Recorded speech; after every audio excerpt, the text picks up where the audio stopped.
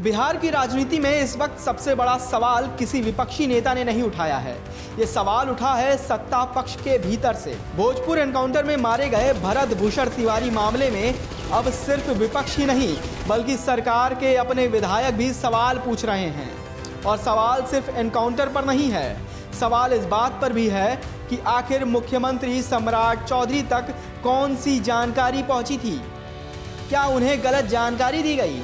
क्या सरकार और पुलिस के बीच संवाद में कोई बड़ी चूक रह गई? और क्या यही वजह है कि अब इस मामले ने राजनीतिक रूप ले लिया है? भोजपुर एनकाउंटर पर सरकार के अपने ही विधायक उठा रहे हैं सवाल। क्या सीएम सम्राट चौधरी को डीजीपी ने दी थी गलत जानकारी? भरत भूषण तिवारी मामले में विधायक आनंद मिश्र ने उठाए गंभीर सवाल। मुख्यमंत्री के बयान से शुरू हुआ विवाद। पूरा विवाद उस वक्त शुरू हुआ जब मुख्यमंत्री सम्राट चौधरी एक सार्वजनिक कार्यक्रम में बोल रहे थे। उसी समय मुख्यमंत्री ने कहा कि भरत भूषण तिवारी को गिरफ्तार कर लिया गया है और उसका इलाज कराया जाएगा। उन्होंने ये भी कहा कि वो मानसिक रूप से अस्वस्थ था और उचित चिकित्सा सुविधा उपलब्ध कराई जाएगी। लेकिन मुख्यमंत्री का यह बयान सामने आते ही राजनीतिक गलियारों में हलचल मच गई, क्योंकि पुलिस की आधिकारिक कहानी कुछ और ही थी। पुलिस ये पहले ही बता चुकी थी कि शाहपुर में हुई मुठभेड़ के दौरान भरत भूषण तिवारी की मौत हो चुकी है। यानी मुख्यमंत्री कह रहे थे कि व्यक्ति गिरफ्तार है, जबकि पुलिस रिकॉर्ड में उसे मृत घोषित किया जा चुका है। यहीं से पूरे मामले ने नया मोड़ ले लिया। क्या मुख्यमंत्री को गलत जानकारी दी गई?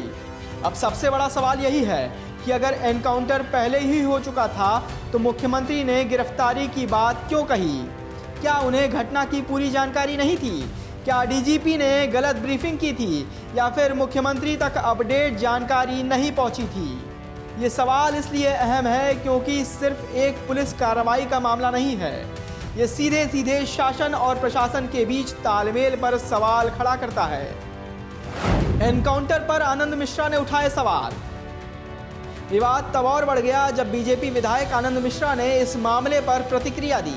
आनंद मिश्रा कोई सामान्य विधायक नहीं है, वे आईपीएस अधिकारी भी रह चुके हैं, यानी पुलिस व्यवस्था को करीब से समझते हैं।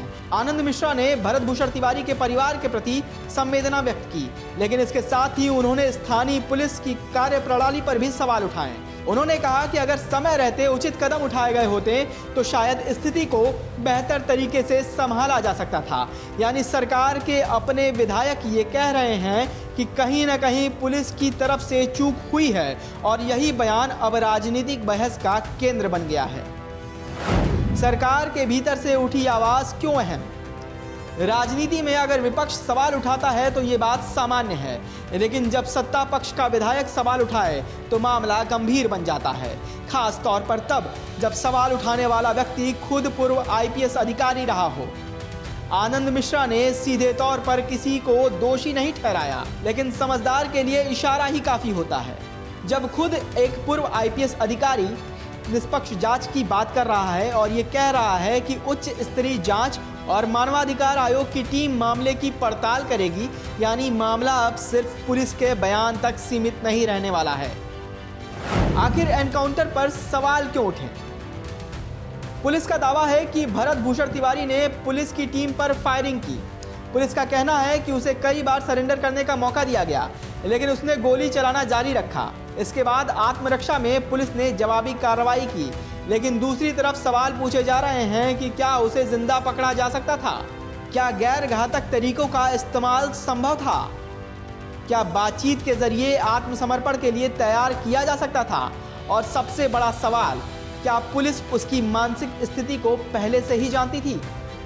मानसिक स्थिति पर भी खड़े हुए सवाल। पुलिस के शुरुआती बयान में भरत भूषण तिवारी को मानसिक रूप से अस्वस्थ बताया गया था।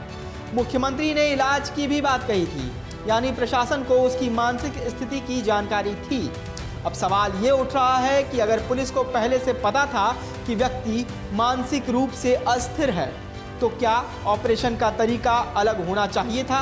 क्या मनोवैज्ञानिक सहायता या बातचीत की रणनीति अपनाई जा सकती थी? यही सवाल अब जांच एजेंसियों के सामने भी खड़े हैं। इस मामले में कुछ पुलिस अधिकारियों को निलंबित किया जा चुका है। जांच शुरू हो चुकी है। मानवाधिकार आयोग ने भी मामले पर नजर बनाए रखे हैं। अब सम्राट चौधरी सरकार पर उनके अपने ही नेता और मंत्री सवाल उठा रहे हैं। भोजपुर एनकाउंटर अब सिर्फ एक पुलिस की कार्रवाई का मामला नहीं रह गया है। एक तरफ पुलिस अपनी कार्रवाई को सही बता रही है, दूसरी तरफ परिजन सवाल उठा रहे हैं और अब सरकार के अपने विधायक और मंत्री भी सवाल खड़े कर रहे हैं। विधायक आनंद मिश्र ये कह रहे हैं कि अगर हालात को बेहतर तरीके से संभाला जाता तो शायद घटना टाली जा सकती थी, यानी भरत भूषण तिवारी का एनकाउंटर नहीं होता।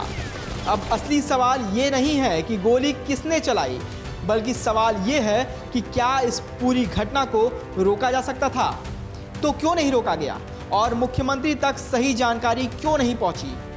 इन सारे सवालों के जवाब रिपोर्ट में आएगी, जांच रिपोर्ट में। ऐसे ही वीडियोस को देखते रहने के लिए द 24 को फॉलो और सब्सक्राइब जरूर कर दीजिए।